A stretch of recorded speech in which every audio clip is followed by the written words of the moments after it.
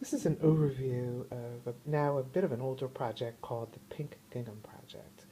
And this is an archive.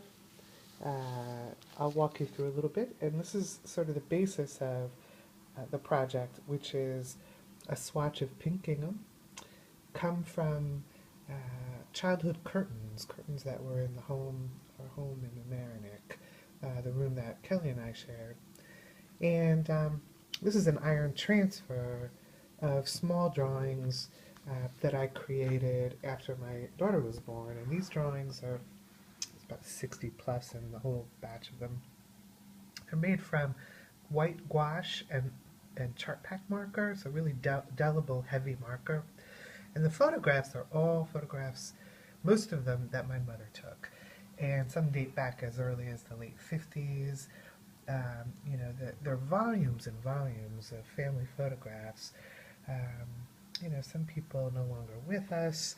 And I was sort of examining my daughter's heritage by making these drawings in notebooks over and over again. Um, and I did a lot with these drawings, including projections. But what I examined at this point was something a little more dynamic in terms of a project, that I created these little swatches, pink gingham and the iron transfers, and I would leave them on a dowel in various locations around Pittsburgh. And this was the first, what I've called a drop. And it is where I park for work, where I used to park.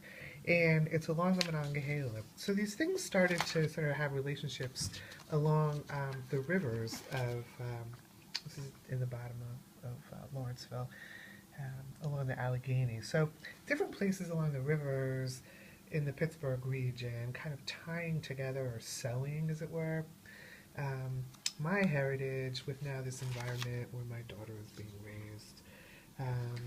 And I chronicled these with photographs and then notes. And that was interesting. It was kind of exciting for a while. And I left these in the landscape. After a bit of time, I gave an overview to some students at the Art Institute, and then in turn started to give them to people. This kind of seemed like the next piece of the project, and gave them to students, gave them to friends, in exchange for their photographs of where they placed them, right? So all different environments. Now they didn't tend to leave the swatch in the landscape like I was doing, but kept it and moved it around, and then sent me the photographs. This is an image our PR director sent me where she took the swatch and sewed it to her purse. So I like to think that the image of the drawing is kind of this window. It's got a vision. The passerby has a vision to it. The participant in the project intersects with that view. So